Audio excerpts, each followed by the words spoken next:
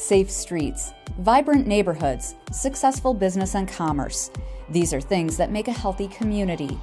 We are a diverse community, rural, suburban, urban, a multitude of languages and ethnicities, ages and experiences. We are a collaborative community. Public-private partnerships make us a model community that others want to follow. It is what makes us unique. It is what makes us strong. The employees of Kent County reflect our diversity and seek to serve our communities. People in this county, in this area, we wrap our arms around each other. We come together to collaborate, to solve problems. We're all working for the good of the whole. And I think that's wonderful. And you can see it. You can see it as you drive around Kent County. Our impact starts the day a baby is born and a birth certificate is issued, to protecting children from deadly diseases through vaccination, to the public safety and justice provided by law enforcement and the courts, to offering veterans services and caring for the elderly. Every day we work to keep our communities robust. I think if you are somebody who's interested in serving your community, in building a strong knowledge base and a good group of people to work with, then the county is one of your best employment opportunities out there. It's been completely rewarding in every way I could possibly explain for 26 years, and I feel like I grow every single day still today. Leading these dedicated employees, our 19-member Board of Commissioners and our County Administrator Controller, along with our elected officials and appointed department directors, placing emphasis on civic involvement, quality housing, vibrant neighborhoods, and strong, solid infrastructure to allow businesses to thrive. Professional, dedicated, collaborative, and innovative. Behind the scenes, collaboration between foundations, charitable organizations, nonprofits, for-profit businesses, public sector demonstrated through the county, the city of Grand Rapids, the townships, all the cities and the villages in our area. If we don't come together, then we will not have the strength that we have today, and I only hope to build upon that. Our aim is to make our communities the best they can be. We are involved in exciting development projects, sustainable recycling programs, and creative progressive prevention programming. We partner with elected officials, impacting policy ideas that become great achievements. We seek opportunities to reach out into the community and offer our services to help our residents make Kent County thrive. Our relationship is solid, both from a staff standpoint at the county level as well as the Board of Commissioners. And they understand what we do and the benefits that we can do for the community, and vice versa. We couldn't do what we do without the help of Kent County. While most of us are busy running our lives, Kent County's elected officials, administrator controller, and over 1,600 employees are serving the communities where we live our lives, so we can all have a place we are proud to call home. Kent County, its life well run.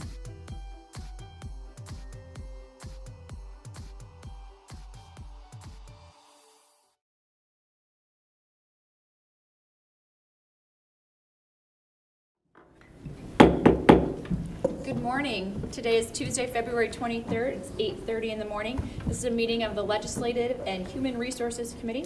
First item on the agenda is public comment. Do we have any members of the public who would like to address the committee this morning?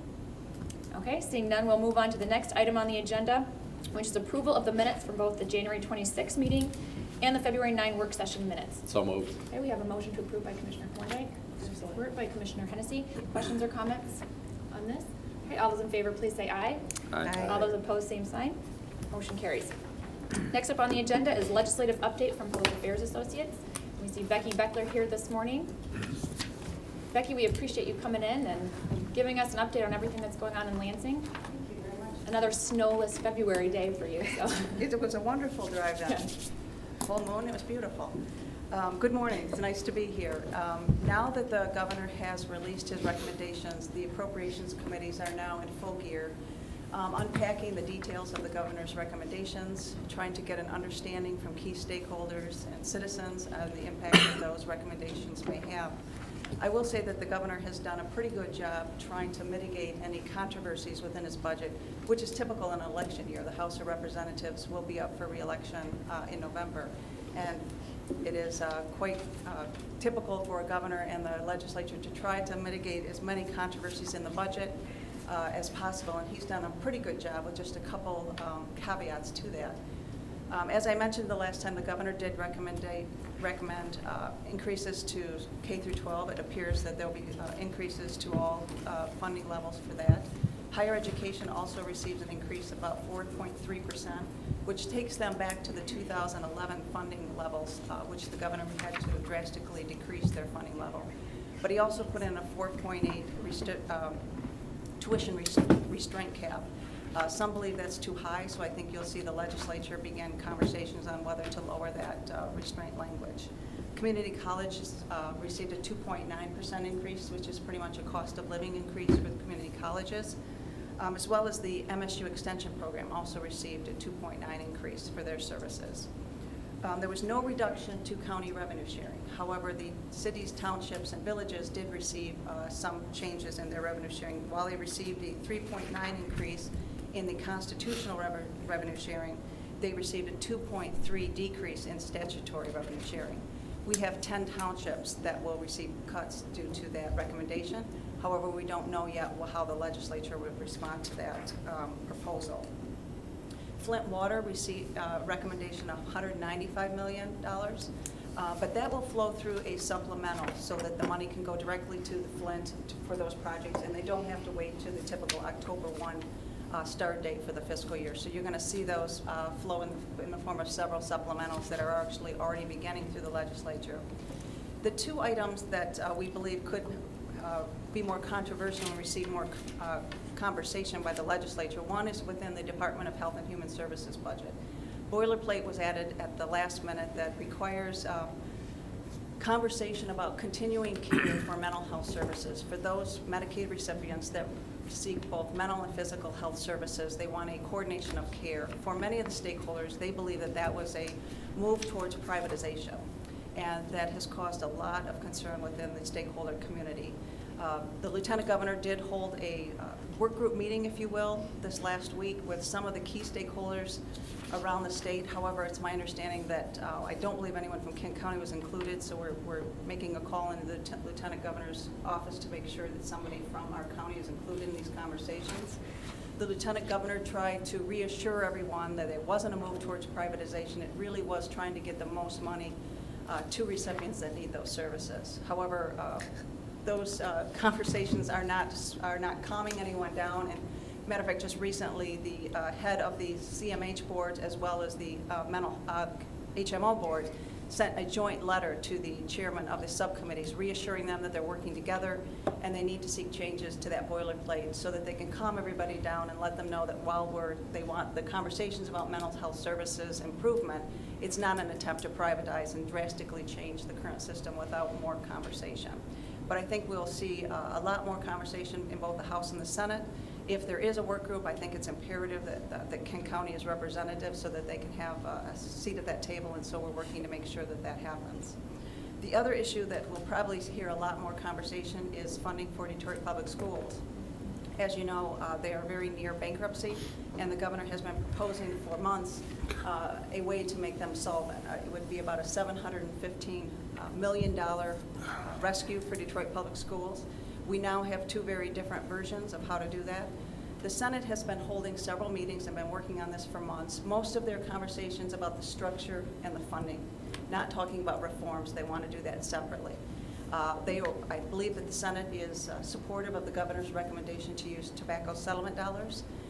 And right now they're in conversations and how to structure this to make sure that Detroit Public Schools are as successful as they possibly can be, but also not hurting the very vibrant charter school movement that is in the Detroit Public School system as well. So I think there are more conversations in that matter. The House of Representatives late last week came out with their own version of this funding for Detroit Public Schools, a little bit more aggressive. The Speaker of the House was very comfortable keeping bankruptcy on the table. He wants significant reforms. They also want to use money from the general fund. The plan is, and the chair of appropriations, House Appropriations, is going to be introducing legislation quite soon to repeal a tax credit that insurance companies currently receive. It's about an $80 million a year tax credit. And the governor is going, the approach chair is going to try to repeal that and fund the Detroit Public School system out of that. that is his solution. There's also a lot of reforms, limits on collective bargaining, work schedules, school calendars, moving new employees into a 401k system, keeping the school board under an appointed board for up to 8 years before it's a fully elected board. So they're pretty significant and potentially controversial issues within the House version, and very different from the Senate version. So I think you'll see a lot of conversation and perhaps compromising within those two versions so that they could get a solution before the May proposal, which is the deadline for Detroit Public Schools, of which they fear that they will have to enter bankruptcy and not be able to pay vendors. So they're on a little bit of a time clock, which could prove very interesting. There are a couple issues that I think are very important to the county, and I think they're on some of the list of priorities that you're going to have a conversation out later. One is a package of bills that moved out of the House Criminal Justice Reform Committee last week. It would allow those 17 and under moved into a juvenile court system versus the current 16 and under. The package was moved without any type of funding. As you know, this could have huge implications on a financial for counties such as Kent. The sponsors of the legislation are aware that they need to talk about funding. There was no money actually given in this package. They said that they were moving the bill out of committee to send a signal to the appropriations members that they need to include funding in this 2016-2017 budget session. We understand that the leadership, the House Speaker, has agreed to put a hold on this package to give us time to have further conversations about the funding that may be needed for this package of bills. But I know it's something that's very concerning to the county. In addition, we've been talking a lot about the transparency in a bill that moved late during lame duck session, which is the repeal of Public Act 269. As you know, the courts issued a stay on that provision, which gave us an opportunity to re-enter the conversation. The House has introduced legislation to try to fix this situation. However, the fix that they're suggesting is not a repeal. And I understand that the county is not supportive of anything that's less than a repeal. So it is stuck on the House floor. They cannot get the votes for the House version of the fix. And so right now it's actually, I guess, in a holding pattern until they figure out how they're going to resolve this issue. So we're continuing to monitoring that, hoping that we can convince the House to do a straight repeal and move that forward. Those are the issues that are in front of the legislature right now. I'd be happy to answer any questions anyone might have. Thank you, Becky. Questions this morning? Commissioner Antor. Thank you, Chair. Good morning, Becky. Good morning. Regarding the Detroit Public Schools, we're looking at $500 million to bail them out. And you talked about these solutions that they're coming up. This isn't on you. This is just frustrating to listen to, but they're coming up with these solutions for after they bail them out, what they're going to do. And have they ever considered, is anybody holding them accountable to maybe something preventive before we go? It's always crisis mode over there. And they wait until things blow up, and then they come up with all these solutions. And it kind of goes into the higher education funding as well. Looks like we're back to rubber stamping increases for higher education, even though their track record is abysmal. And I'm just wondering if there's anybody on the other side that's fighting for a little fiscal responsibility in regard to education, or is this, especially with higher ed, that gets approved every year. I still don't think anybody knows how that money's spent. Doesn't seem to be any oversight, and that's a huge, huge amount of money. And we're talking another 4.5% increase. So I'm just wondering, is there opposition to that stuff in Lansing, or is that just kind of a sacred cow? On the higher ed funding, I think there is support because of the numerous decreases and cuts that higher ed has taken over the years. And there is, I think, a willingness on the part of legislature to increase that funding, at least bring it up to where it was in 2011. So I don't see any opposition to that at the moment. Regarding Detroit Public Schools, yes, there are numerous legislators that are very concerned about, okay, we're going to rescue Detroit Public Schools, but how do we put that in position so that this doesn't repeat itself, that we're actually making sure that they will be solvent in years. And I think that's perhaps where the House is going more quickly than the Senate, in the fact that they want to make some significant changes to the structure of Detroit Public Schools to try to ensure that there is success going down the road and that kids are actually being educated in buildings that are appropriately surfaced for them. So I think you'll see a little bit more of that. The Senate, I think, wanted to do the funding structure first and then do reforms, because sometimes the legislation gets too big to where it's almost unmanageable, where the House really would prefer to just manage it all right within one conversation. I just, not to be too skeptical, but we've heard that before. It's kind of like when Detroit got their last bailout money, the first thing the city leaders did was give themselves raises. And, you know, it's just continual, and you think at some point someone's going to say, hold it, we can't keep rewarding bad behavior for fiscal irresponsibility. And it's just, from over here, it seems like they get a lot of discretionary money for not doing a really good job with the people's money, and we get left with not much of anything. So that's just my comment. Sorry to bloviate. Commissioner Koorndyk. Thank you. Similar to Commissioner Antor, is there oversight and accountability and safeguards built into, you said $715 million going to DPS, and then $200 million going to Flint? I mean, is that money, how are we going to know that that money is going to solve the problem and we're not going to continually have these types of problems into the future? The Flint water, I will say he's categorized at how the spending should be. Some of it is education, some of it is healthcare, trying to deal with the implications, especially to the children who are exposed to the lead. So I think you will see how that money is used. This administration is under tremendous I fire. heard stories, I don't know if they're true or not, that people were taking water back to Walmart in their filters to get money for all the, spend whatever they want. I mean, how do we stop that type of thing from happening with the money that we're sending to Flint?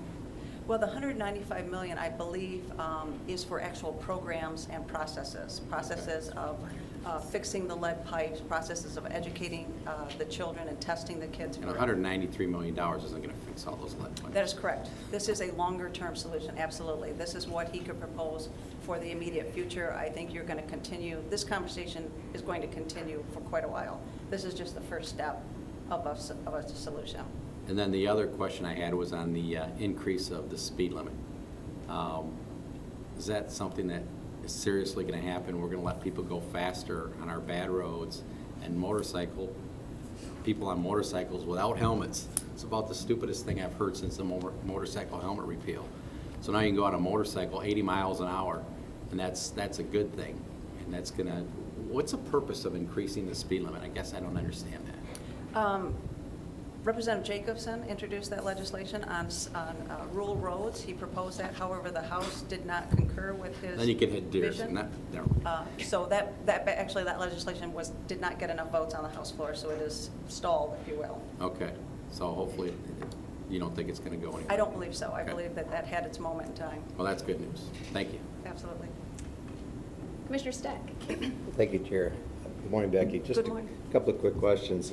First, on the gag order, am I right that as long as the legislature can't solve that and it just stays where it is, the injunctive order stays in place, doesn't it? Yes, So paralysis works to our advantage maybe at that point. absolutely. Okay, good deal. So the second thing is on the boilerplate, Section 298. Is the Lieutenant Governor's workforce, is that the only conversation that's going on at Lansing?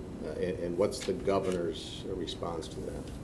I believe the Lieutenant Governor's work group, if you will, is what the Governor has recommended as far as getting everyone together. I believe this boilerplate came in at the last minute at the request of the Lieutenant Governor, who wanted to start this conversation perhaps a little sooner versus later.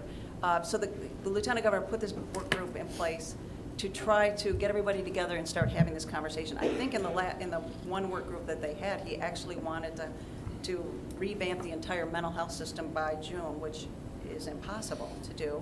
But it's a very tall order. But he also understood he needed to tap down the tremendous concern from that boilerplate and the fact that people were interpreting that as privatization. So at this moment, I do think the Lieutenant Governor is taking the lead for the Governor's office on this issue. I'm sure that the appropriations committees are also going to have conversations about this. So I think we need to be engaged both in the legislature as well as the Lieutenant Governor on this conversation to make it work for our area, because we have been talking with the administration quite a bit about concerns we have dealing with mental health on the west side of the state. So we need to make sure that we're engaged in these conversations. Yeah, because I noticed the first meeting, you had the CEOs from Wayne, Macomb, Oakland, they're all at the table. Yes. Any other questions for Becky this morning? All right, seeing none. Thank you, Becky, for coming in this morning and giving us an update for all the work that you do for us. Thank you. Appreciate it.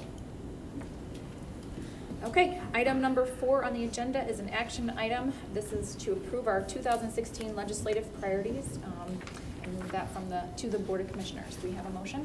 So moved. Motion by Support. Commissioner Stek, support by Commissioner Bolter. Questions or comments on the legislative priorities?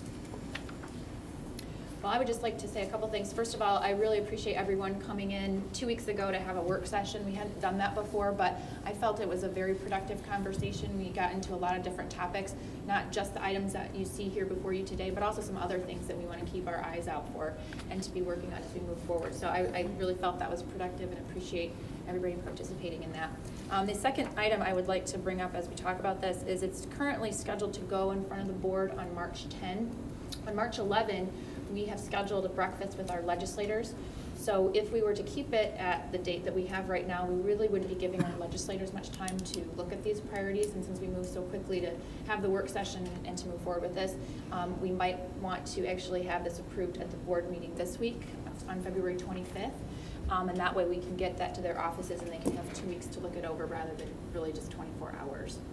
So I'm getting nods from everybody. I feel like that would be a good thing to do. So I don't believe we need to make any sort of amendment or anything. We'll just make that change. So you'll be seeing that in your board packet. Okay, any other questions or comments on the legislative priorities for 2016? Okay, seeing none, we'll go ahead and call this to a vote. All those in favor, please say aye. Aye. Opposed, same sign. Okay, motion carries. Thank you. Item number 5 on the agenda is an action request to the Board of Commissioners regarding appointments to the City County Building Authority, Kent District Library Board, and the Kent County Family and Children's Coordinating Council. Here. This is a request to recommend to the board to approve Emily Britson to the City County Building Authority to fill the 3-year term ending December 31st, 2018, to appoint Sherry Wilson to the Kent District Library Board to fill an unexpired term ending December 31st, 2017, and to appoint Melanie Beelan to the Kent County Family and Children's Coordinating Council to fill an unexpired term ending December 31st, 2017, excuse me, and Michelle Van Dyke to the Kent County Family and Children's Coordinating Council to fill an unexpired term ending December 31st, 2016. A citizen vacancy on the City County Building Authority was left unfilled following the annual appointment process due to the recommended candidate withdrawing from the position. The interview team, consisting of Commissioners Schroll, Talon, and Stek, reviewed resumes and interviewed selected candidates. The interview team is recommending the appointment of Emily Britson to that authority. A citizen vacancy has recently occurred on the Kent District Library Board for Region 8, which represents the city of Wyoming. An interview team consisting of Commissioners Mast, Antor, and Talon reviewed resumes and interviewed candidates. The interview team is recommending, and the city of Wyoming concurs, with the appointment of Sherry Wilson to fill the unexpired term on the Kent District Library Board for Region 8. In addition, 2 citizen vacancies have occurred on the Kent County Family and Children's Coordinating Council. One is a private funding position, and one is an advocate consumer position. The interview team, consisting of Commissioner Schroll, Talon, and Stek, reviewed resumes and interviewed selected candidates. The team is recommending the appointments of Michelle Van Dyke to provide to the private funding slot and Melanie Beelan to the advocate consumer slot to fill the unexpired terms. All right, thank you. Do we have a motion? We have a motion by Commissioner Stek, support by Commissioner Antor. Questions or comments on the motion? Commissioner Hennessy. I'm curious, since these are sort of out of sync with our normal process of seeking, candidates for appointments, how many candidates did we have for each of these? How did this, is our process still work in terms of reaching out to people and having multiple candidates to select from? Each of these different positions came about in different ways, as you can see from the action request in front of you. For the City County Building Authority, we had gone through the typical process that we had done from the very beginning, but the candidate withdrew at the very last minute. So we had that pool of candidates that we were looking at. For the Kent District Library position, that one came up unexpectedly. That was, I think, put out publicly for 2 weeks. And then the same is also true for those the last two as well for the Family and Children Coordinating Council. I guess I'm seeking more, how many people did we interview for each of these positions? That's up to the purview of each of the different subcommittees as they're looking through. It's the same process that we've been using since the beginning, where we look at the different resumes and decide who to bring in for those interviews. So it's up to the subcommittees to decide. Sometimes they interview everyone who applies, and sometimes they take a select few and make those interviews. Do you know how this was approached? Well, I can speak for the two that I served on with the City County Building Authority. We had already gone through the interview process, and so rather than bringing them all in for a second time, and then it was also true for the other one, because for the Children Family Coordinating Council, we had interviewed a variety of candidates. And so rather than, again, pulling in those people for a second time, we were basing it on those previous. Okay. Does that help explain it? That really Commissioner? does help, thank you. Because Okay. I'm just curious as to, how we, And like you said, we just went through this last year. So I mean, and it was really just a few months ago. So I mean, if it had been something where we were halfway through this year, it might have made sense to bring in a whole separate, pool of people. But we had just interviewed these people, and there were just sort of these weird circumstances that had come up. okay. Okay. I'm just curious in seeking information how our process works, so that's helpful. Thank you so much. And I appreciate everyone's participation in this, because our goal is always to get quality individuals who will uphold their responsibilities to the public and also to do what we need them to do to represent everyone. So, Thank you.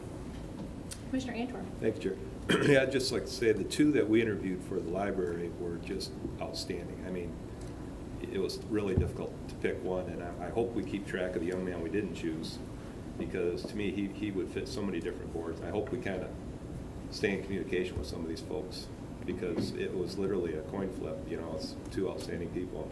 So I'd like to make sure we keep track of some of these things. Absolutely, and again, with the three of these positions that we have right now that we're talking about, they did just happen to pop up, and so as the year goes on, I'm sure there will be many other, even before we get to the end of the year where we do this regularly.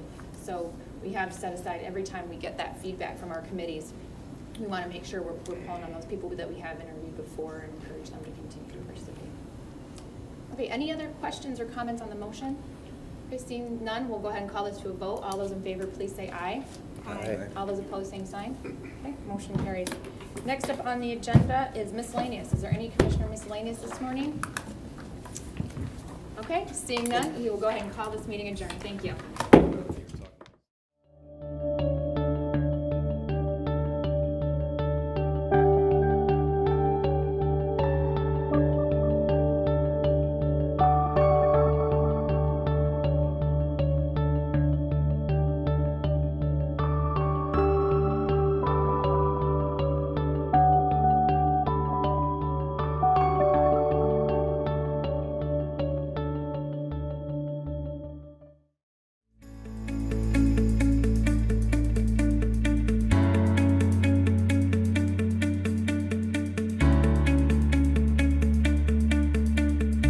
I am Kent County. I am Kent County. I am Kent County. We are Kent County. We are Kent County. We are Kent County. We are Kent County. We are Kent County.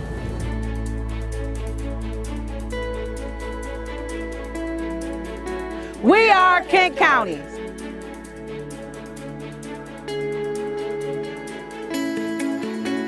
We are Kent County.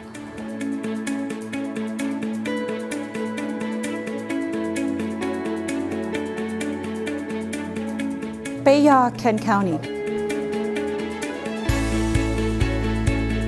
Ami, Kent County. Somos, Kent County. Mas Ira, Kent County.